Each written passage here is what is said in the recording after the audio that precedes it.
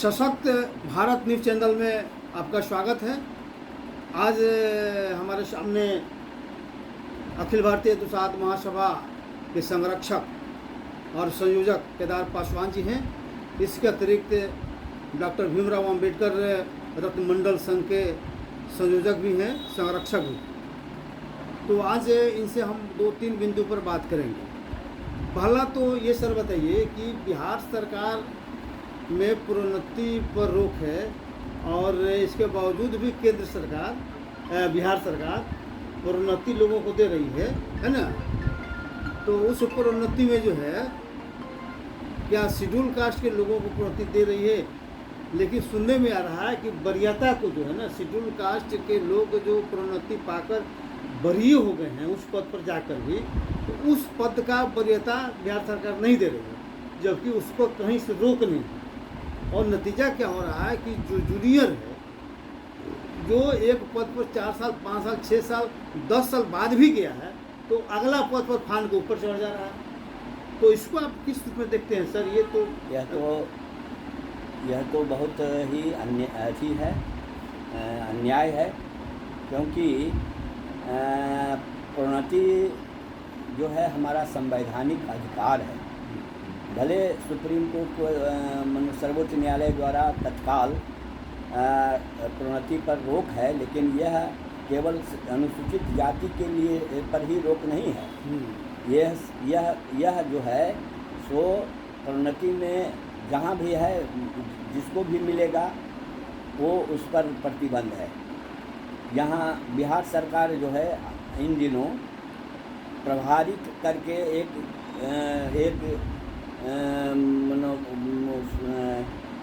सवर्णों को मदद करने के लिए एक रास्ता निकाली है। जिसमें बेसिक ग्रेड की वरीयता शायद ली जा रही है।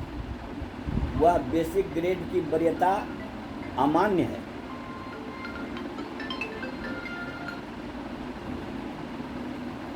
बेसिक ग्रेड की वरीयता बिल्कुल गैर संवैधानिक है। मतलब बेसिक ग्रेड का वरीयता सर, तो बेसिक ग्रेड के पद से ऊपर पद प्रोन्नति के लिए ही माने, उसके ऊपर के पद के लिए वो माने नहीं।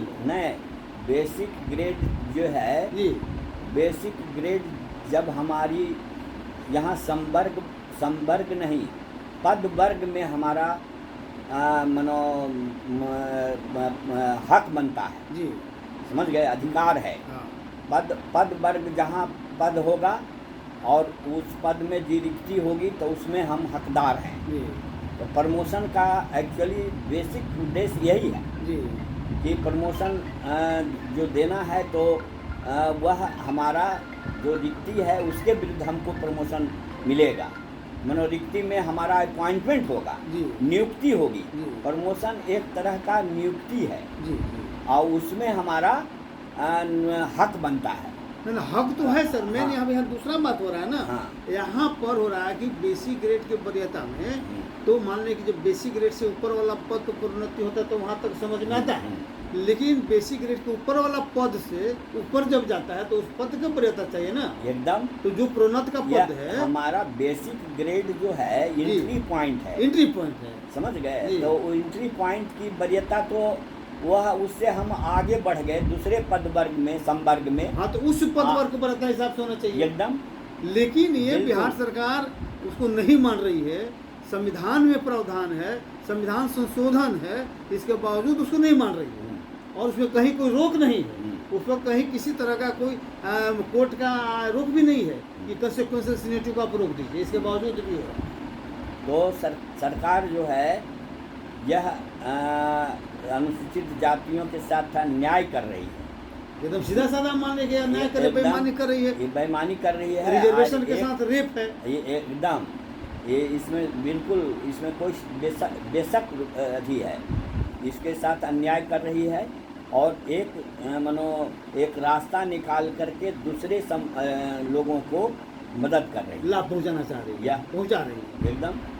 दूसरा अब सवाल ये है सर कि बिहार सरकार ने दलित महादलित बनाया था, बाद में धीरे धीरे लोगों को स्पष्ट हुआ कि नहीं, ये दलित महादलित असंवैधानिक है।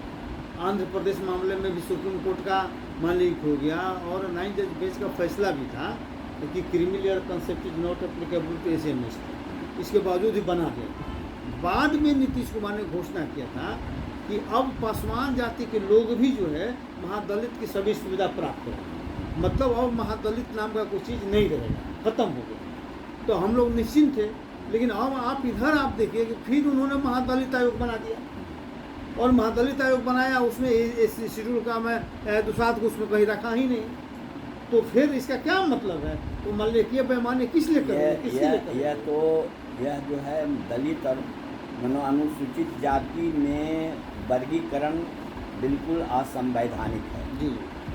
इसलिए इसका मतलब है कि अनुसूचित जाति एकता को विखंडित करना चाहती है। इसका एकमात्र साजिशपूर्ण कार्रवाई है, क्योंकि हमारा अनुसूचित जाति का जो एक अथी है उसमें वो दरार पैदा कर रही है, और यह जो है बिल्कुल असंवैधानिक चीज़ है, जिसके असंवैधानिक है।